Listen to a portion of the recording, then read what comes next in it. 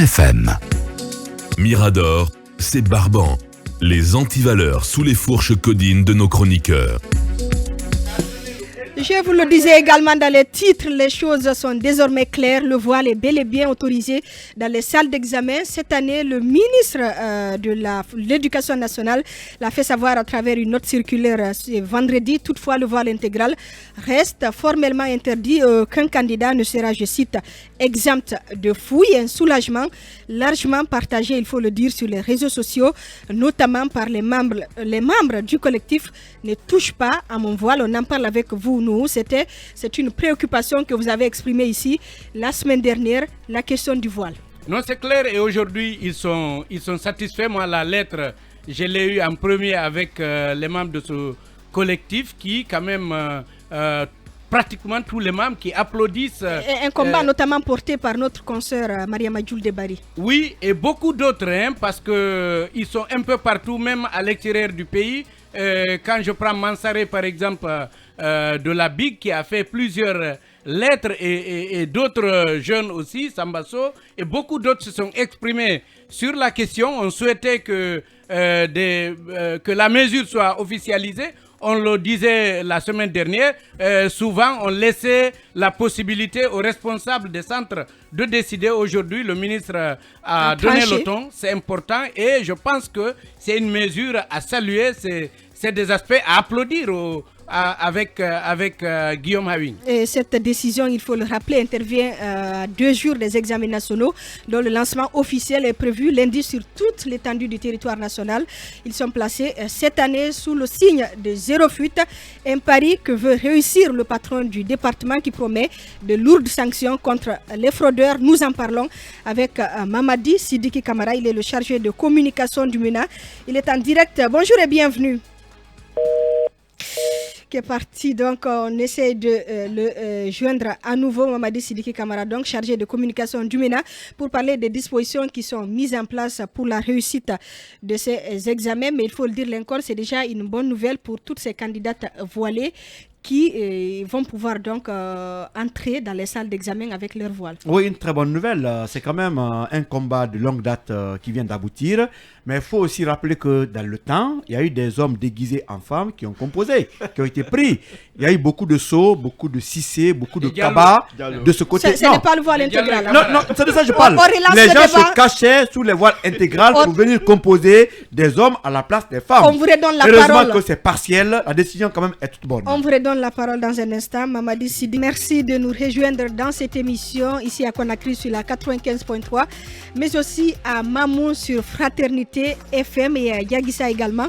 Vous nous écoutez également du côté de Kankan grâce au réseau synchronisé de Dabo Média, mais également à Zérekoré. On continue notre émission. On a écouté Emmanuel tout à l'heure, le chargé de communication du ministère de l'Éducation nationale, et il y a des sanctions qui sont annoncées. Reste à savoir si elles seront mises en pratique. Là, c'est la question, parce que les sanctions en Guinée, ce n'est pas ce qui manque. Il a parlé tantôt des règlements généraux des examens. C'est un dispositif qui existe depuis longtemps et qui normalement est censé organiser, encadrer, surtout réprimer les fraudes lors de l'organisation des examens, parce que c'est de la tricherie en réalité quand on fraude à un examen. Et tout cet armada existait déjà. Mais malheureusement, on sait également que ça n'a pas été toujours respecté, les règles n'ont pas été toujours respectées, les fraudes ont existé. Parfois, vous aviez des candidats qui avaient accès au sujet 2 jours avant l'examen, donc qui venaient pratiquement totalement prêts. Vous en avez d'autres qui ne composaient pas, mais qui étaient admis. Vous en avez d'autres qui n'étaient pas admis, mais qui obtiennent des bourses à l'étranger. Donc, c'est toute une chaîne qu'il faut remoraliser, et malheureusement la gangrène s'est tellement installée que ça va être difficile de la désinstaller d'un seul coup. Et la première chose, c'est qu'il faut s'assurer de la moralité justement des hommes qui vont encadrer, des hommes et des femmes qui vont encadrer ces examens. Parce que quand on dit qu'un téléphone est interdit, évidemment le candidat il sait que c'est interdit, mais il va toujours tenter de le faire entrer. Et s'il entre, c'est parce que quelque part un surveillant a manqué de vigilance ou un surveillant a été complice. Donc il faut s'assurer de la moralité de ceux qui encadrent, de l'intégrité des personnes qui vont assurer l'encadrement de l'examen du début jusqu'à la fin, c'est-à-dire jusqu'à la proclamation des résultats. Il faut que l'on soit extrêmement rigoureux sur toute la ligne, qu'on ne soit complaisant avec personne, parce que ça donne un peu l'impression aussi aux candidats que cette rigueur s'apparente à de la méchanceté, mais non, c'est pour le bien de tous, c'est pour le bien même de la nation, parce que ce sont les futurs cadres, c'est eux qui vont diriger le pays demain. Il ne faut pas que l'on triche déjà quand on se forme, parce que sinon on va tricher quand on dirigera. Et évidemment, maintenant il faut mettre suffisamment de sérieux. M. Camara a annoncé des mesures que je trouve efficaces. Encore faut-il les mettre en œuvre. Faut-il s'assurer qu'elles soient strictement appliquées et qu'il n'y ait aucune interférence justement dans leur mise en œuvre. Alors, il y a déjà eu prestation de serment des surveillants. C'est comme si finalement on avait décidé de soumettre tout le monde à cet exercice dans ce pays. Mais après, ça ne change pas grand-chose parce que ce n'est pas contraignant. Hein? Oui, et je crois que M. Kamal a oublié de faire une autre révélation, c'est qu'il y a une autre innovation de taille que le ministère de l'enseignement universitaire a procédé, c'est que les cadres de l'inspection générale de l'enseignement élémentaire et de l'enseignement secondaire sont internés depuis 2 semaines. Il en a parlé depuis 2 semaines.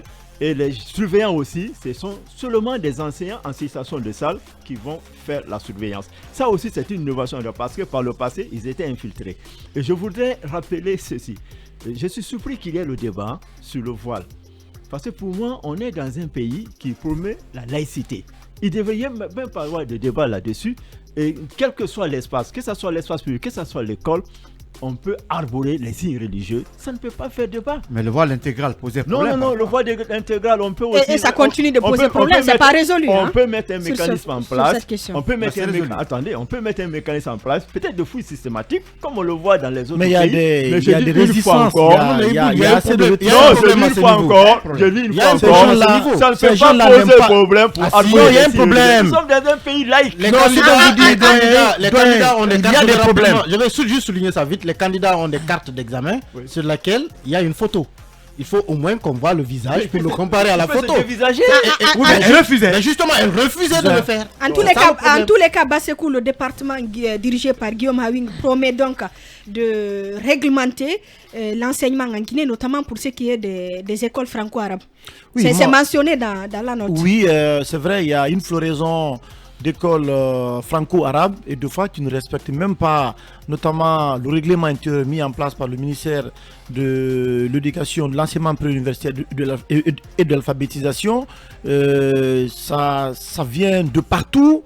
On ne sait pas combien ils sont aujourd'hui en Guinée et les conditions dans lesquelles de fois ils dispensent les cours, tout cela laisse à désirer. Je pense qu'il faut avoir un œil notamment sur ces écoles franco-arabes, savoir qu'est-ce qu'ils font dans le pays, surtout à l'heure du terrorisme. C'est vraiment important vraiment d'avoir un regard notamment sur ce qu'ils sont en train de faire et je suis parfaitement en phase avec le ministre Guillaume Aoun, qui doit absolument avoir un œil sur le fonctionnement de ces écoles-là. On ne peut quand même pas lier les écoles franco-arabes au terrorisme. Non, je n'ai pas du tout lié. Non, je n'ai pas lié, mais ce que je dis, c'est que c'est une réalité, c'est une évidence. Je pense que c'est important que le département ait quand même un regard sur le fonctionnement de ces écoles franco-arabes. Il y a une floraison aujourd'hui à Conakry, allez-y dans les quartiers, il y a des écoles comme ça, à mon avis, qui ne sont même pas identifiées. Donc c'est important qu'on ait les statistiques et qu'on ait quand même une idée claire sur le fonctionnement de ces écoles-là. On a quelques secondes, on a encore 2 sujets, on va aller très rapidement. Oui, je voudrais dire que, à mon avis, le voile, comme l'a dit Iboun, on peut toujours trouver des mesures palliatives. On sait que si les jeunes filles n'acceptent pas de se dévoiler devant des hommes, mais il y a des femmes qui sont surveillantes aussi. On doit être flexible. Vous savez, on est dans une sous-région quand même compliquée. Et vous avez parlé du terrorisme. Vous savez, c'est souvent l'intolérance au niveau local qui pousse les gens à se radicaliser. Quand vous voyez une jeune fille dire qu'elle préfère perdre son examen que d'enlever le voile, vous devez vous aussi faire attention. Vous devez faire preuve de résilience, de compréhension et de bonne collaboration parce que c'est après tout son pays. Voilà. Et l'intéressé peut mal interpréter votre règlement, votre façon de faire et vous savez que c'est pas bien pour nous que des débats comme ça perdurent dans notre pays. Je pense donc que les autorités peuvent gérer ça facilement. Et quand ils parlent de floraison, c'est comme les médias, c'est comme moi j'ai suivi un débat comme ça chez nous, quand certains ont estimé que d'autres ne devraient pas ouvrir une mosquée. Vous savez que quand on est nombreux, forcément il y a des besoins, il y a des cliniques, il y a des médias, ainsi de suite. Ça doit se multiplier parce que... Mais il faut avoir un contrôle sur toutes ces structures. Pour réglementer. En même temps. On peut réglementer effectivement, mais pas de cette façon répressive. Je pense que c'est réglementé déjà. Non, il faut juste un contrôle. Il y a déjà une inspection. Réglementation, sinon il n'aurait pas Il y existé. a une inspection au niveau de l'enseignement supérieur qui s'occupe des écoles franco-arabes là. Oui, mais est-ce que- L'inspection là fonctionne. Voilà. Voilà, il faut juste qu'elle fonctionne. Sinon, le cadre est réglementé. En attendant une réglementation, le ministre Guillaume l'a dit clairement, il faut laisser ces candidates accéder aux salles d'examen. Oui, je crois que la question est réglée. Et puis il y a plusieurs années, on était dans cette situation qui n'était pas réglée. Mais il faut rappeler que les vraies filles religieuses qui se voilaient ne refusaient pas le contrôle. Celles qui refusaient le contrôle, c'est des Parfois, candidates, c'est des garçons, hein.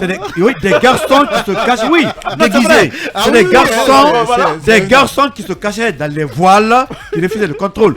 Ou d'autres filles qui ne sont pas des religieuses, qui cachaient des documents au Sous niveau le de la voile. poitrine, ou en tout cas en bas, Ouais. qui refusaient d'être contrôlés. Mais Et ce ça qui- déteint sur toutes les autres. L'année passée, par celles qui exemple, le font le de bonne système- foi. J'ai l'impression qu'il y a une fille voilée qui a refusé de se faire épouser par Lincoln. Parce Oui, que... c'est ça. Non, pas du tout. Non, sinon habituellement Lincoln est du côté des faibles. Non, oui, Voilà. non, j'ai dit les vraies filles religieuses ne refusent pas d'être fouillées. Mais les autres là, il y avait quelque chose. Mais c'est une Alors, blague, Une minute. une minute rapidement. L'année passée, le système Bano a mis en place un mécanisme qui était très puissant.